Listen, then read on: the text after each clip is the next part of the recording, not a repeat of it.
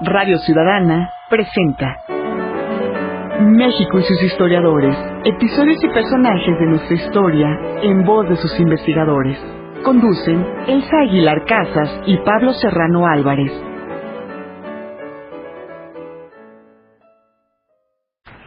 Hola, buenas tardes, les saluda Eduardo Macías, a nombre del equipo de producción de México y sus historiadores. Un espacio abierto para el saber histórico y la participación de usted, que nos escucha. Y le doy la más cordial bienvenida a Pablo Serrano Álvarez, conductor de este programa. Buenas tardes, Pablo. Hola, Eduardo, buenas tardes. Amigos radioescuchas, buenas tardes.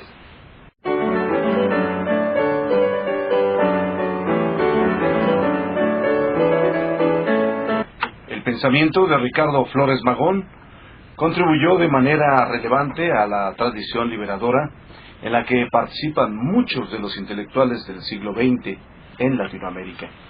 Más aún, la obra de Flores Magón se entiende en directa correspondencia con las condiciones de explotación, opresión y despotismo que la hicieron surgir.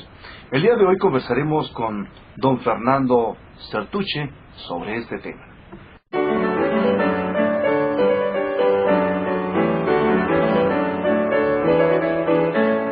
Nuestro historiador e invitado es historiador y abogado.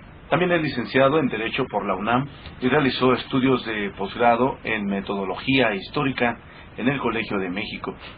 Sus líneas de investigación se centran en la historia política de México, particularmente en el movimiento magonista. Ha ocupado cargos públicos como la Subsecretaría del Trabajo, la Secretaría General del Instituto Mexicano del Seguro Social, la Dirección General del Instituto Nacional para la Educación de los Adultos y la Secretaría Ejecutiva del Instituto Federal Electoral. Actualmente es consejero técnico del INERM.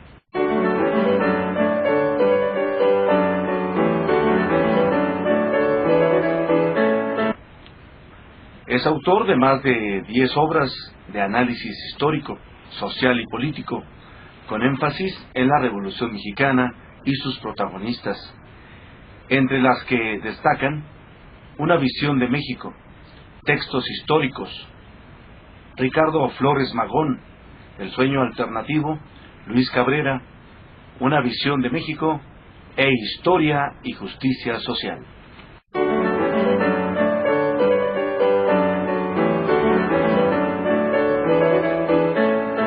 Y antes de empezar, los invitamos a que expresen sus opiniones y dudas al correo México y sus historiadores @gmail.com. Recuerde, México y sus historiadores @gmail.com.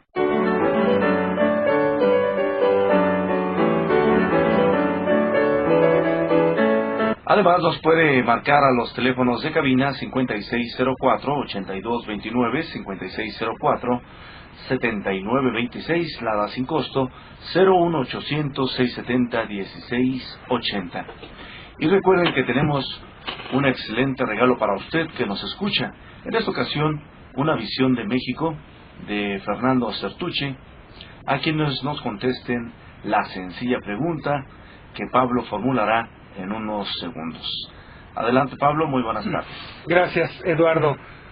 Me da un enorme gusto que esté con nosotros el doctor Fernando Sertuche. Buenas tardes, Fernando. Muy buenas tardes, Pablo. Es un Pablo, alto honor. Muchas gracias. Antes de que iniciemos la charla, la pregunta es, ¿en qué año murió Ricardo Flores Magón?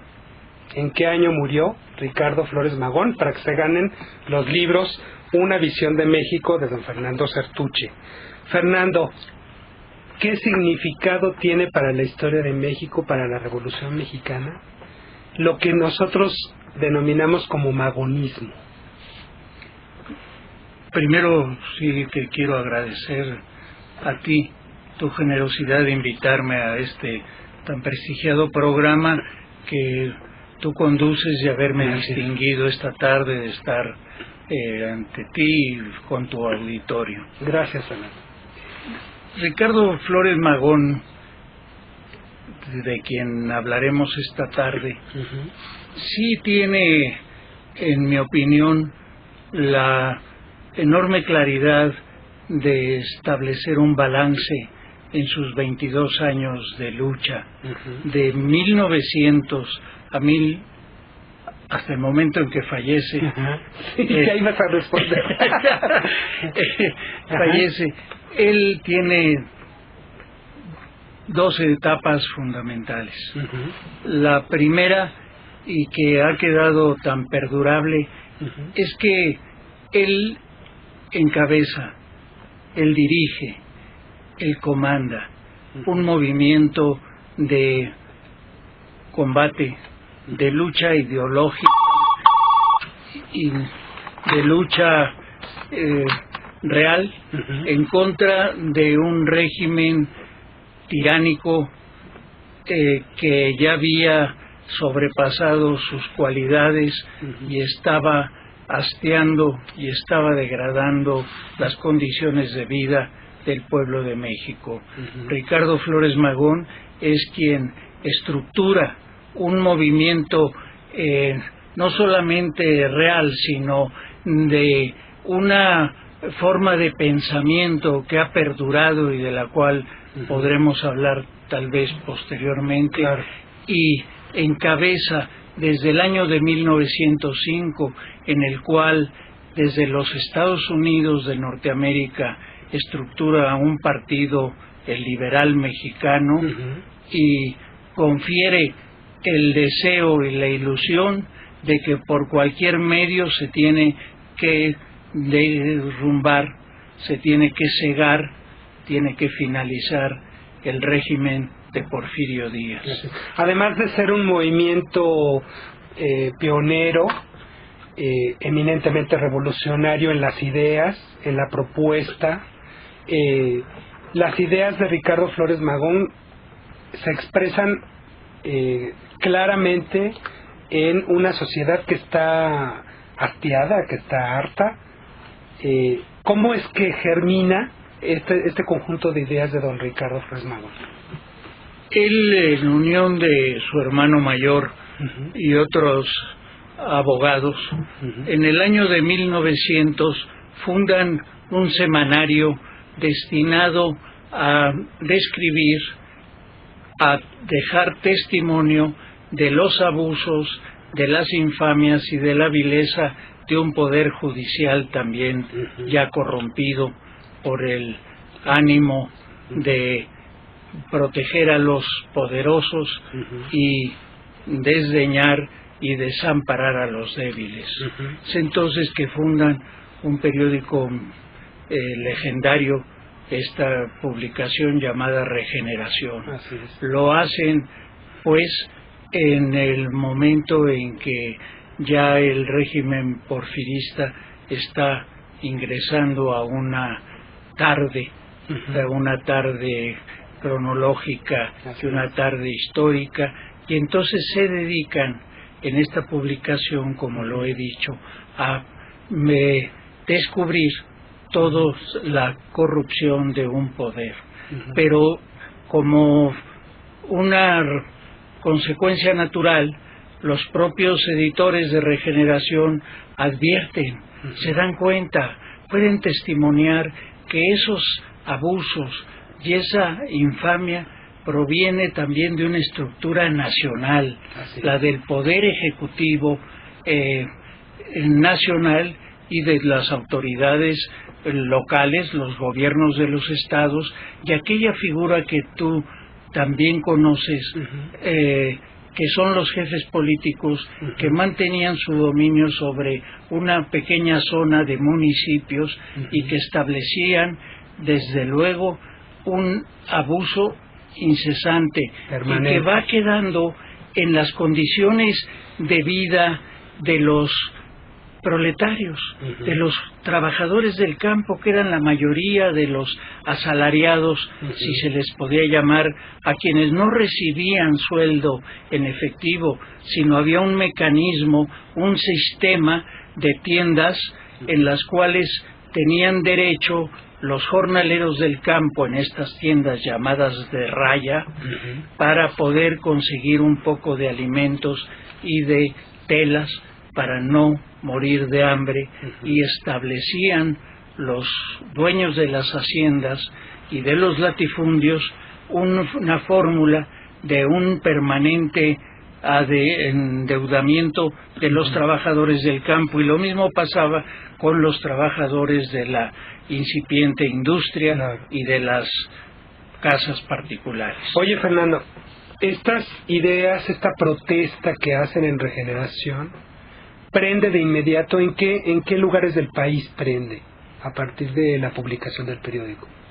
Mira, es en la Ciudad de México, desde luego, en el Bajío y el Occidente, en los acostumbradas formas de distribución de los semanarios que se van siendo de oposición, son en las principales ciudades del centro del país y del occidente, Guadalajara. Que es, digamos, lo más poblado que hay, ¿no? Lo más poblado que era en esa época. Desde luego, esto tiene una consecuencia inmediata, que el régimen porfirista tenía un aguzado y una insistente persecución en contra de las publicaciones opositoras, y en el primer año de Regeneración, Ricardo Flores Magón y sus compañeros van en 2 ocasiones a la cárcel de inmediato por alguna falta administrativa o por una demanda, cualquier pretexto, era un mero pretexto, y se le sometía a la pérdida de la libertad. Ricardo Flores Magón está de 1900 a 1903 4 veces en prisión, 2 veces en la cárcel de Belém, una en una prisión militar de Tlatelolco. Que la cárcel de Belém, para nuestros amigos radioescuchas, estaba por ahí por Río de la Loza, ¿no es cierto? Es efectivamente es el centro. ¿Por donde está Televisa Chapultepec? Sin hacer comercial, por ahí. No, por ahí. Es un gran centro educativo. Es la Escuela Revolución. Que nada más ni nada menos transforma la cárcel al término del triunfo del constitucionalismo. Estamos hablando de 1917-20. Se convierte en un centro educativo. Y era como la penitenciaría, ¿no? Desde luego, era un lugar atroz que Ricardo Flores Magón y sus compañeros lo utilizan para seguir fortaleciendo sus ideales, y lo vuelven un aula, una escuela. Amigos, llámenos. Eduardo, ¿nos das los teléfonos? Claro, Pablo, con todo gusto. La invitación para que marquen nuestras líneas de contacto. Los teléfonos de cabina son el 5604-8229, 5604-7926. Tenemos una alada sin costo, 01800-670-1680. Y el día de hoy, en México y sus historiadores, bajo la conducción de Pablo Serrano Álvarez, estamos conversando con Fernando Sertuche sobre Ricardo Flores Magón y el magonismo. Muy bien, bueno, entonces es apresado varias ocasiones en este periodo, y bueno, el impacto de Regeneración del movimiento cae en la fundación del Partido Liberal, ¿no es cierto? Efectivamente, porque como una reacción en contra de los mecanismos de simulación y de apariencia del régimen porfirista, es su permanencia en la ideología liberal. Tan es así que el hemiciclo a Juárez, que conocemos los capitalinos precisamente junto a la Alameda y en la avenida del propio nombre del Benemérito, es un monumento que lo erige Porfirio Díaz, y en el Paseo de la Reforma están las estatuas de los grandes héroes de la época de la Reforma Liberal, del momento excepcionalmente importante de los años 60, y a todo le da una reverencia y un reconocimiento Porfirio Díaz, pero no se están respetando esos ideales. Ni los ideales ni las disposiciones constitucionales. Por eso hay un movimiento ideológico a partir del año 1900 que se va poblando en el interior del país por mexicanos de una nueva generación como Ricardo Flores Magón, que en el año 1900 tenía 27 años únicamente, que quieren restablecer el imperio de la ideología y de la Constitución de 1857. Esa es la parte inicial de el pensamiento de los magonistas. Sí, porque se cree que desde este momento fueron anarquistas, y no es cierto. Su origen es eminentemente de ideología liberal, ¿no? Así es, como tú lo dices. Claro. Y esa ideología liberal está vinculada con las demandas sociales, ¿no? En ese momento de la fundación del renovación del Partido Liberal en 1901, aún no. Todavía es un mecanismo de reconstrucción de toda la legislación reformista y liberal, pero todavía no está impregnada en el apartado y en el territorio de las ideas sociales. Corresponde a una segunda etapa, que es la del exilio de Ricardo Flores Magón en los Estados Unidos. ¿A partir de cuándo, te recuerdas? Tiene que huir de su patria don Ricardo al inicio de 1904, porque existe una sentencia también por un motivo baladí, por un pretexto, que tiene como puntos resolutivos el impedir y el prohibir que cualquier publicación pueda ser divulgada y distribuida si contenía un artículo de Ricardo Flores Magón. Fíjate. Y le queda entonces el enorme dilema de qué va a hacer con su vida, si se mantiene en su patria y sin poder divulgar sus ideas ni su vida de combatiente, o tiene que fugarse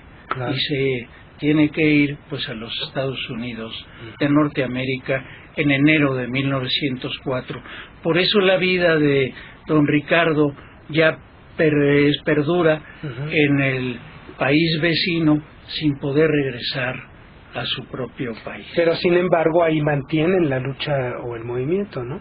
Así es, ese pequeño grupo de esforzados patriotas que lo acompañan, que no son más de 10, andan como nómadas, primero en Laredo, Texas, después en San Antonio, finalmente llegan a San Luis, Missouri, y en cada una de esas estancias y residencias siguen publicando Regeneración, y entonces el influjo de ese periódico tiñe la frontera norte de México y también los estados fronterizos de la nación estadounidense, porque te empiezan a mantener entonces y a inaugurar una etapa tan importante de ideas sociales. Claro. Ahí es ya donde se conjugan estas ideas sociales, a diferencia de los primeros años. Desde luego, ya no es solamente el punto de acción el poder derribar a un gobierno tiránico o dictatorial, o que los combatientes y alzados en armas iban a luchar contra él, sino que en el año de 1905, mediante la petición a sus lectores de que les expliquen sus necesidades y sus formas de solución, en el mes de julio divulgan un documento excepcional y extraordinario, y que en mi opinión, no solo por cronología, es tan importante en la primera década del siglo XX,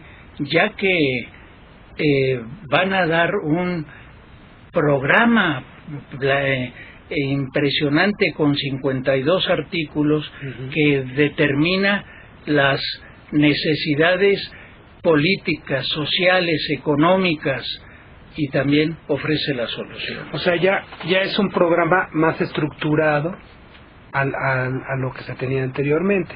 Desde luego, ahí se propone, desde luego, también, perdón por la reiteración de ese término, el cambio del régimen, sino el establecimiento de un gobierno de gentes honradas, de ciudadanos honestos, que tienen como una obligación esencial el cumplimiento de esos 52 artículos, y ahí se establecen las modificaciones y las transformaciones, no únicamente políticas, no solamente de cuestiones que habían destruido la dignidad de los mexicanos, la leva, el no tener acceso a los juicios de amparo, el tener que soportar a los jefes políticos, sino que en 3 apartados hacen un cambio transformador.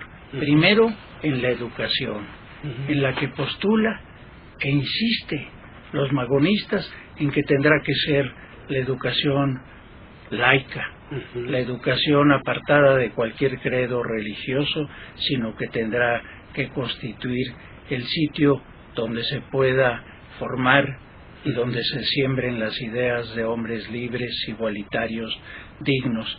Tiene un capítulo que es el corazón del programa, relativo al capital y al trabajo, que ahí se establece en un catálogo hermosísimo cómo debe de cambiar la ruindad de la vida de los trabajadores por seres humanos dignos, y ahí está la determinación de que se debe de fijar un salario mínimo y una jornada máxima de 8 horas, y tener el descanso dominical, y desde luego la protección frente a los riesgos de trabajo, y el pago del salario en efectivo, y la prohibición de las tiendas de raya y de las deudas, y desde luego el tener habitaciones adecuadas, y está también la sindicalización y el respeto a ello. Y como otro capítulo sí habla, no a la manera de Emiliano Zapata, que lo hará 6 años después, pero sí de cómo se puede resolver el problema de la cuestión de la tierra, ahí sí otorgando mediante los terrenos baldíos y la tierra improductiva, que era una vieja idea de los constituyentes, sobre todo de Ponciano Arriaga, y también los que después examinaron la enorme desigualdad de la propiedad de la tierra, lo tienen los Flores Magón en su programa. Pero esto tiene que ser valorado respecto de las condiciones reales de la vida. Claro. Eso es lo que se tiene uno que advertir. Oye, Fernando, es muy emocionante ahorita que te estoy oyendo, porque esas ideas, esas propuestas, están contenidas en la Constitución del 17, después de una gran revolución, ¿no? Desde luego. O sea, el magonismo va más allá en un periodo anterior al proceso de la revolución. Así es, perdura porque la divulgación de sus ideas es un mecanismo que hacen mediante una estructura de lucha de órganos secretos, de clubes secretos, en los cuales ellos divulgan, dan a conocer las ideas del magonismo, y es entonces que se va estableciendo un tejido para los jóvenes que en los años de la primera década tenían 20 o 25 años de edad, pues eso va quedando en los luchadores del constitucionalismo, del villismo, del zapatismo, de todos ellos. Por eso llega los mandamientos y las ideas del Partido Liberal Mexicano a lo que tú acabas de afirmar, a la Constitución que actualmente nos rige. Claro. Muy interesante, amigos. Llámenos, compartan con don Fernando Sertuche, que es toda una institución en el tema que estamos hablando. Llámenos, vamos a una pausa, Eduardo. Y les damos las líneas telefónicas, gracias Pablo, los teléfonos en cabina 5604-8229, 5604-7926.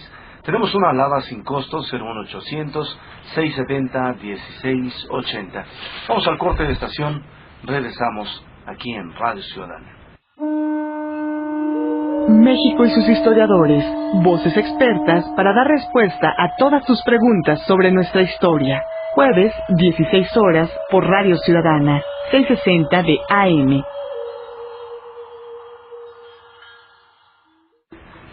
Ya estamos de regreso y los invitamos a leer a partir de mañana los expedientes digitales INERM. En esta ocasión, José María Luis Mora, reformador de México, de Roberto Espinosa de los Monteros Hernández. Cabrera contra Limantur, a 2 de 3 caídas, de Angélica Vázquez del Mercado. Recuerde, los expedientes digitales se pueden leer a partir de mañana en la página www.inerm.gov.mx. Con gusto les vamos a deletrear en www.inehrm.gov.mx. Y hoy en México y sus historiadores, bajo la conducción de Pablo Serrano Álvarez, estamos conversando con Fernando Sertuche sobre Ricardo Flores Magón y el magonismo. Gracias, Eduardo.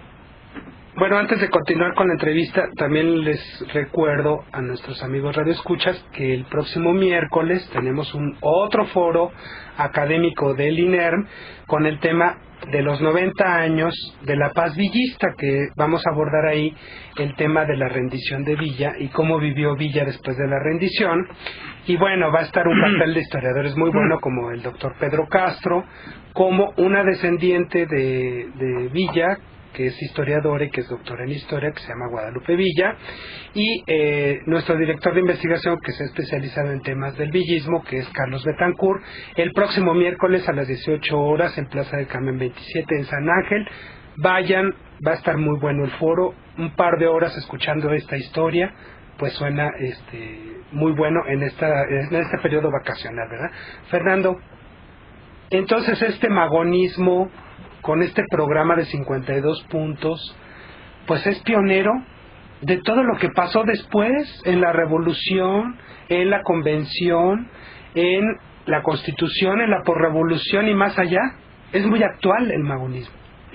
Yo comparto contigo esta afirmación, que el magonismo no es un recuerdo ni una evocación nostálgica de un pasado, sino que hablamos de un presente, de instituciones, de ilusiones, de utopías si se quiere, pero que el magonismo en esta segunda etapa en que tiñe de social su liberalismo, en que en el programa se pueden establecer soluciones a necesidades de la mayoría del pueblo mexicano, es entonces que este llamado prende en muchísimos compatriotas y contemporáneos de Ricardo Flores Magón, que se van adhiriendo a una lucha secreta, de una organización secreta que solamente tenía relación con la junta organizadora del Partido Liberal. ¿Qué hacían estos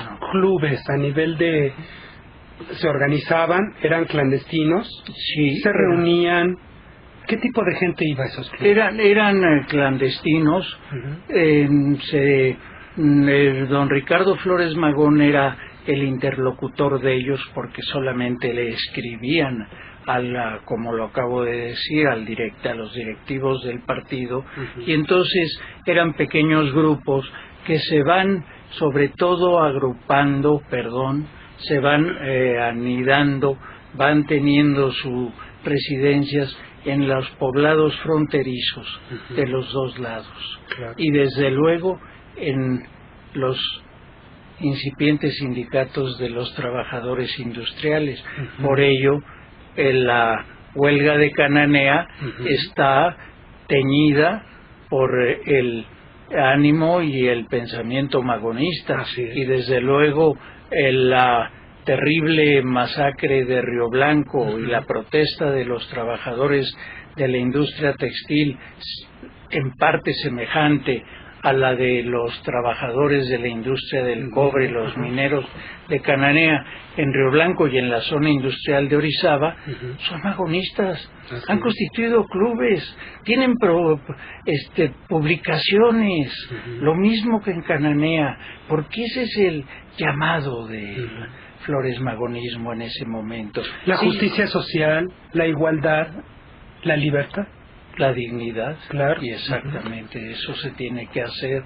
Y Flores Magón, en muchas de sus correspondencias, en su epistolario, él sostiene que no es debido, pues, derrocar a un tirano para que suba a otro tirano, que lo que no se puede hacer es una revolución meramente política, sino que tiene que ser una revolución económica, social, y ahí da un paso adelante, y eso es lo que también va a tomar a los movimientos que luchan contra Victoriano Huerta, y no solamente una revolución democrática extraordinaria de el maderismo, pero sí, nuestra revolución está teñida y está calificada como la primera revolución social del siglo XX. Bueno, y además ahí difieren del maderismo, por eso no se juntan al maderismo, porque Madero lo que propone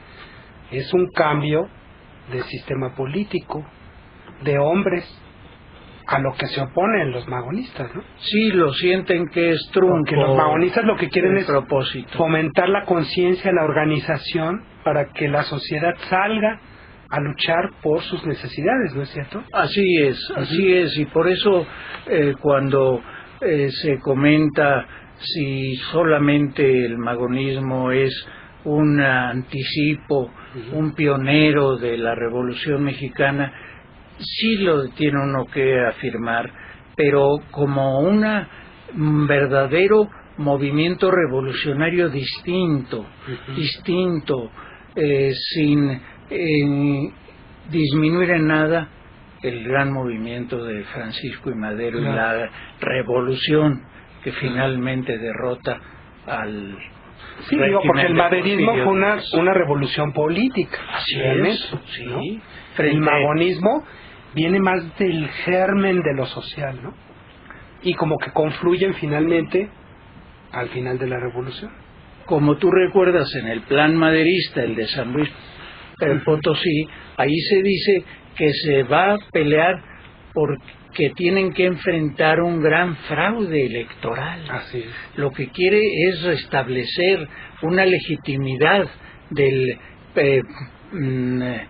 Poder Ejecutivo Nacional mediante las armas. Ya finalmente ha convencido Francisco y Madero que no tiene senderos electorales o pacíficos, pero quiere regresar al régimen que se va a derrotar. Claro. Eso es lo que después lo que era una propuesta de revolución de terciopelo se hizo enojar al tigre, como dijo don Porfirio. Desde luego lo hace enojar, y después pues ejecutan infamemente a don Francisco y Madero, los propios representantes de un régimen que él respetó y protegió. Claro. Fernando, ¿quiénes son estos hombres magonistas? Bueno, está Ricardo en primer lugar, ¿no? Que es un personaje fundamental de esta lucha. ¿Quiénes lo acompañan como líderes? ¿Quiénes son? Mira, lo acompañan dos jóvenes apellidados Saravia, que Juan Saravia es el vicepresidente del Partido Liberal Mexicano. Lo acompaña Antonio I. Villarreal, que después abandona el magonismo en 1910, se une al maderismo y se vuelve un protagonista de las distintas facciones revolucionarias.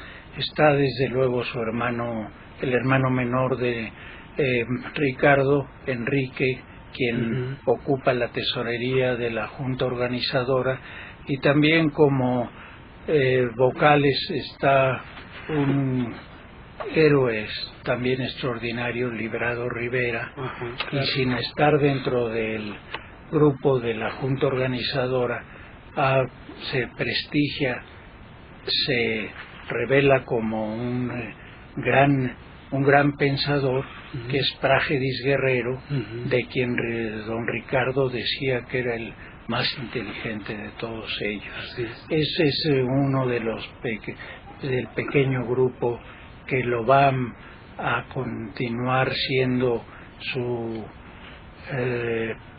pues más importantes seguidores para don Ricardo Flores Magón.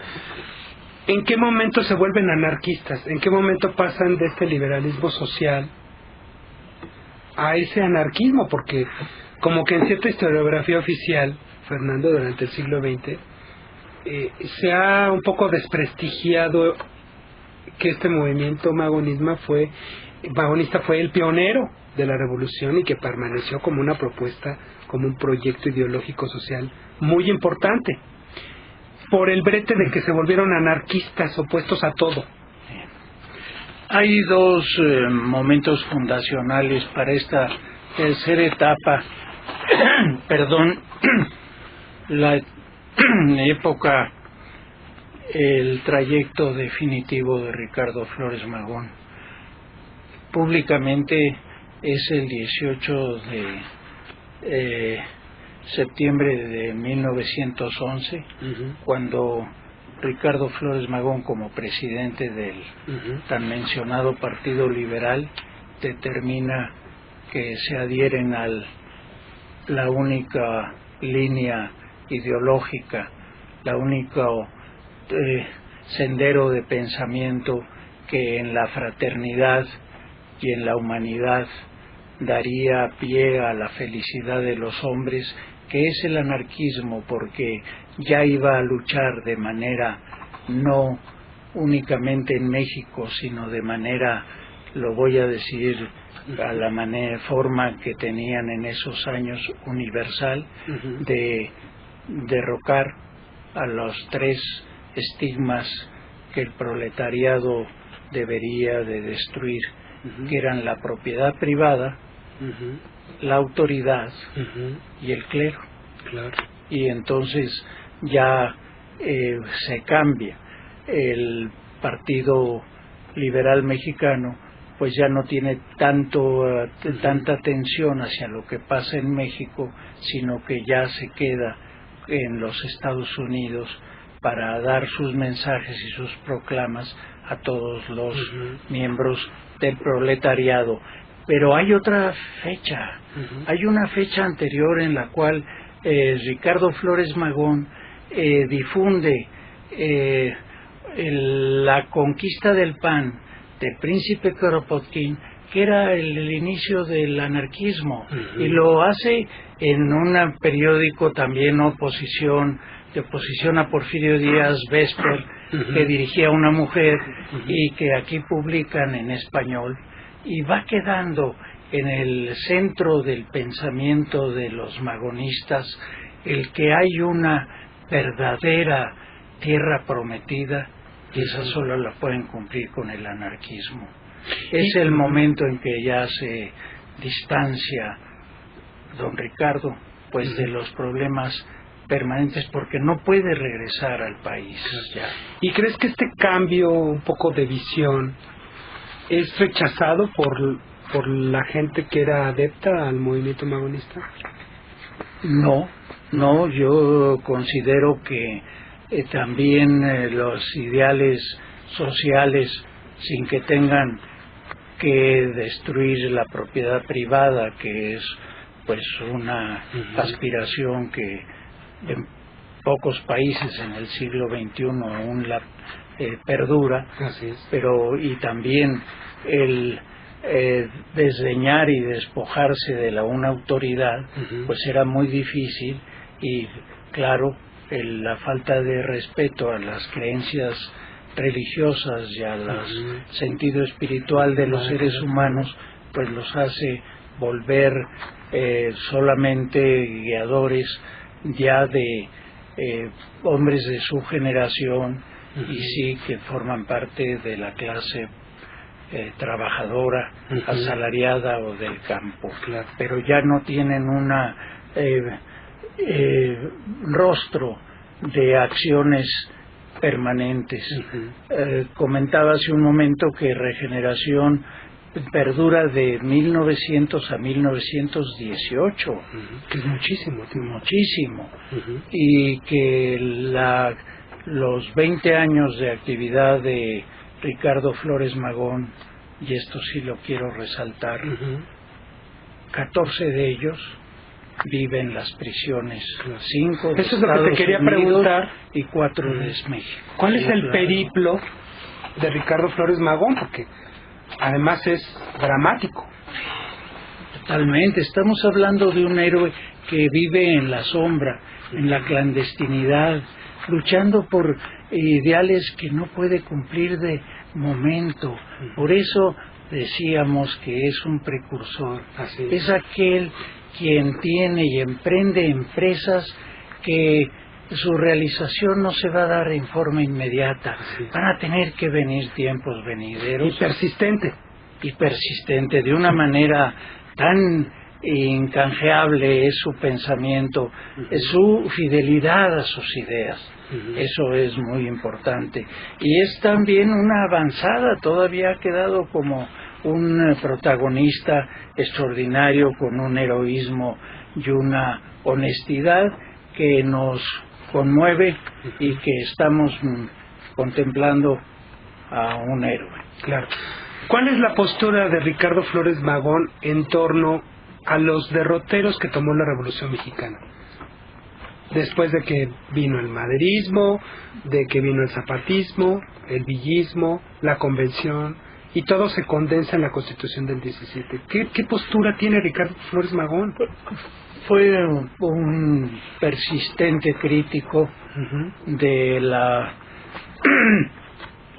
constancia de Venustiano Carranza en el restablecimiento constitucional, y también se alejó de las instituciones de la Constitución de 1917.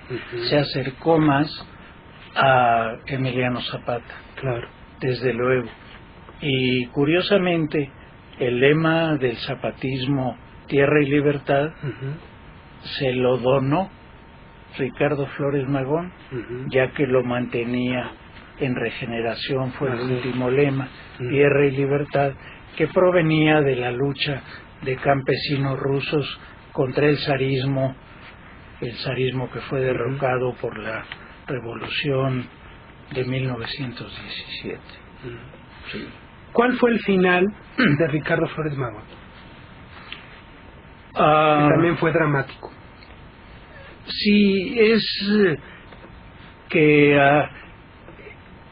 en su lucha mantienen durante mucho tiempo la ingenuidad de que el levantamiento secreto permanece intocado y desconocido para las autoridades mexicanas y norteamericanas, y la realidad es totalmente contradictoria. El cerco que imponen las agencias de detectives privados que contrata la Secretaría de Relaciones de nuestro país, que permanentemente lo persiguen en los lugares de residencia, como comentábamos hace un momento, Laredo, San Antonio, San Luis, Missouri, tiene que vivir en el Canadá, en Toronto y en Montreal, y luego regresa a San Francisco y a Los Ángeles, y ahí es aprendido, y en Los Ángeles es la gran etapa de la proclama y del llamado de regeneración antes de la Revolución Maderista de 1910. Es entonces un verdadero nómada que por parte de las autoridades norteamericanas siempre lo acusan de ser un delincuente, porque está en contra de las leyes de neutralidad, aquellas que imponían la obligación de no hacer llamados revolucionarios en contra, claro que él no los hacía en contra del gobierno de los Estados Unidos, aunque la última acusación que lo lleva a una cárcel desde 1918 es por hacer un llamado para que los soldados norteamericanos que estaban en la Primera Guerra Mundial abandonaran las armas y tomaran la bandera del anarquismo que nos daría la posibilidad de la justicia social. Bueno, ¿y todavía en esa época este movimiento es influyente en México? Ya no. Nada. Ya no, en verdad... ¿No hay nuevos grupos anarquistas que se identifiquen con ellos? No, porque la Casa del Obrero Mundial, constituida por anarquistas, pues perdura hasta el año de 1915. Y después, en el término del carrancismo, en el año de 1920, y la llegada del grupo de Sonora, con Adolfo de la Huerta y Álvaro Obregón y Plutarco Elías Calles, ellos sí fueron magonistas. Fíjate. Adolfo de la Huerta fue magonista. Desde luego José Vasconcelos siguió las ideas en su inicial juventud. Los diputados le otorgan una pensión a Ricardo Flores Magón, que está en la cárcel, pero que desde luego él no puede aceptar porque es el dinero del gobierno mexicano. Claro. Bueno, ¿y qué pasó con estos hombres después de 1918? Bueno, Ricardo apresado. ¿Y los demás? Librado Rivera con él. Enrique Flores Magón también ha aprendido. Práxedis Guerrero muere en una batalla en Janos, Chihuahua, en 1910, porque hubo levantamientos también magonistas y hubo pequeñas guarniciones que también aprovecharon el movimiento de don Francisco I. Madero para levantarse en armas, aunque llevaban como una insignia una bandera roja para que no los confundieran con los alzados de 1910.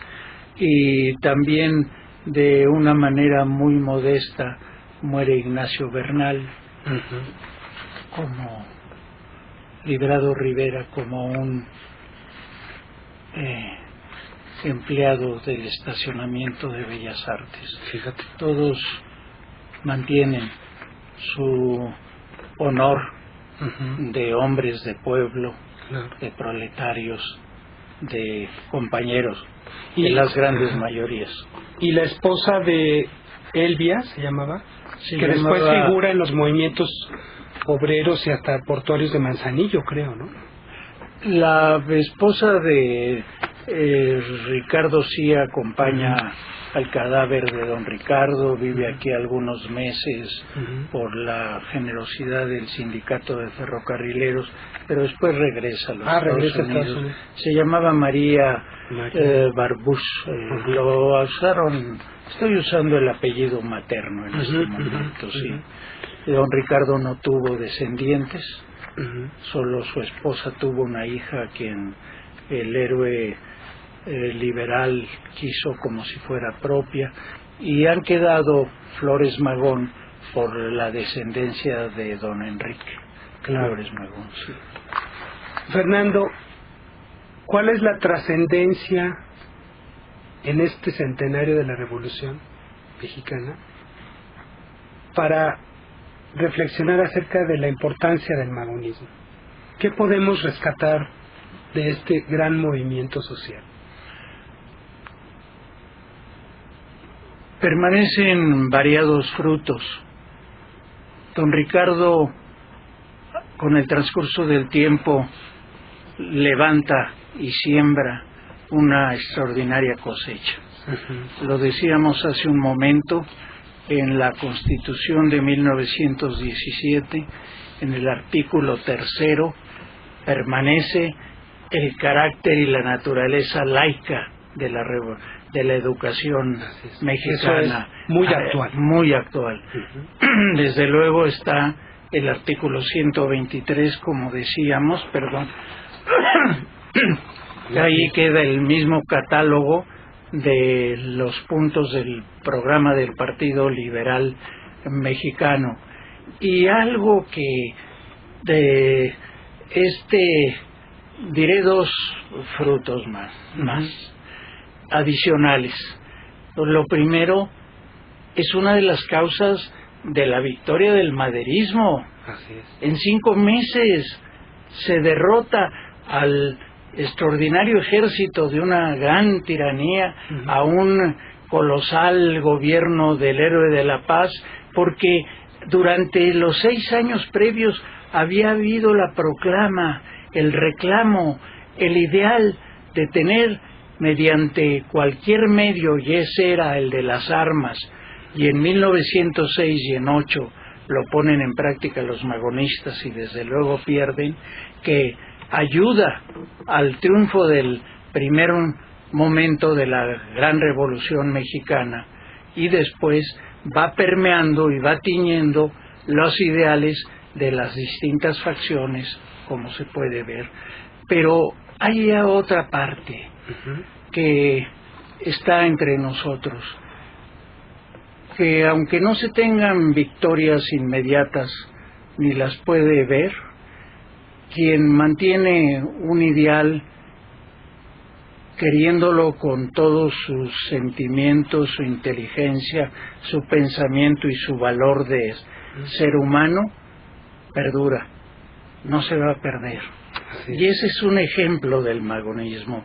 Así no hayan tenido las victorias que está en las estatuas, en los bronces, aunque ha habido un gran reconocimiento a Ricardo Flores Magón, eso es un gran ejemplo de un grupo, de un puñado de compatriotas que con la seguridad de una misión en la vida, el redimir al pueblo mexicano, logran una estatua, una altura de héroes. Fernando, muchas gracias por venir a México, sus historiadores. Amigos, muchas gracias por escucharnos. Hasta pronto, Eduardo. Muchas gracias, Pablo. Vamos a nombrar a los ganadores de libros: Fernando Román, Julio Herrera, José Luis García, Magdalena Aguilar y Cruz María Guadalupe. La respuesta, 21 de noviembre de 1922. Muchas gracias, muy buenas tardes. Y ya nos vamos, una producción de Radio Ciudadana. Flores Magón se entiende en directa correspondencia con las condiciones de explotación, opresión y despotismo que la hicieron surgir. El día de hoy conversaremos con don Fernando Sertuche sobre este tema.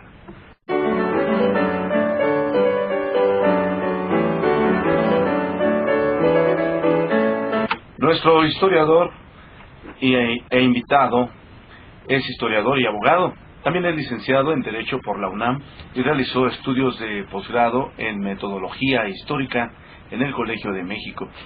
Sus líneas de investigación se centran en la historia política de México, particularmente en el movimiento magonista. Ha ocupado cargos públicos como la Subsecretaría del Trabajo, la Secretaría General del Instituto Mexicano del Seguro Social, la Dirección General del Instituto Nacional para la Educación de los Adultos y la Secretaría Ejecutiva del Instituto Federal Electoral. Actualmente es consejero técnico del INERM. Como magonismo. Primero sí que quiero agradecer a ti tu generosidad de invitarme a este tan prestigiado programa que tú conduces y haberme distinguido esta tarde de estar ante ti con tu auditorio. Gracias, Fernando.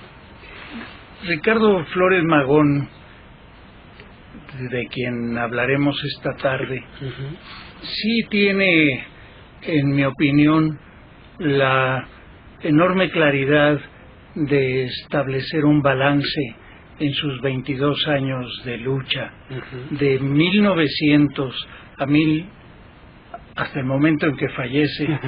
Sí, ya ibas a responder. Fallece. Él tiene 12 etapas fundamentales. La primera, y que ha quedado tan perdurable, es que él encabeza, él dirige, él comanda.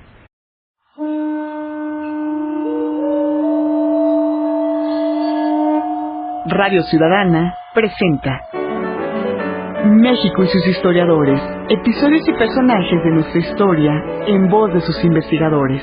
Conducen Elsa Aguilar Casas y Pablo Serrano Álvarez.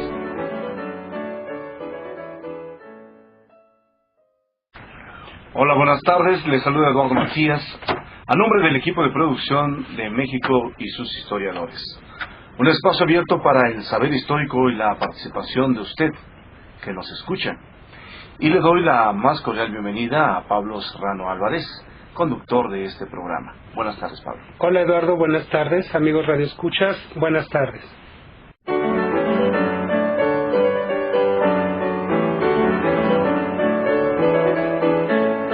El pensamiento de Ricardo Flores Magón contribuyó de manera relevante a la tradición liberadora en la que participan muchos de los intelectuales del siglo XX en Latinoamérica. Más aún, la obra de... Además, nos puede marcar a los teléfonos de cabina 5604-8229, 5604-7926, la da sin costo, 01800-670-1680. Y recuerden que tenemos un excelente regalo para usted que nos escucha. En esta ocasión, una visión de México de Fernando Sertuche, a quienes nos contesten la sencilla pregunta que Pablo formulará en unos segundos. Adelante, Pablo, muy buenas tardes. Gracias, Eduardo. Me da un enorme gusto que esté con nosotros el doctor Fernando Sertuche. Buenas tardes, Fernando. Muy buenas tardes, Pablo. Es un Pablo, alto honor. Muchas gracias. Antes de que iniciemos la charla, la pregunta es, ¿en qué año murió Ricardo Flores Magón? ¿En qué año murió Ricardo Flores Magón? Para que se ganen los libros Una visión de México de don Fernando Sertuche. Fernando, ¿qué significado tiene para la historia de México, para la Revolución Mexicana, lo que nosotros denominamos como...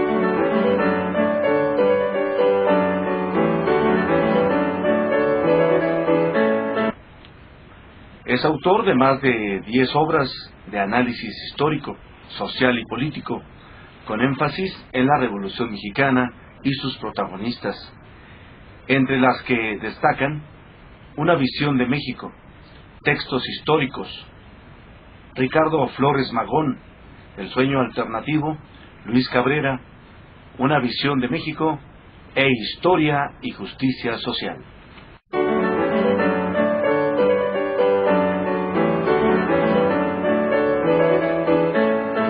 Y antes de empezar, los invitamos a que expresen sus opiniones y dudas al correo México y sus historiadores @gmail.com.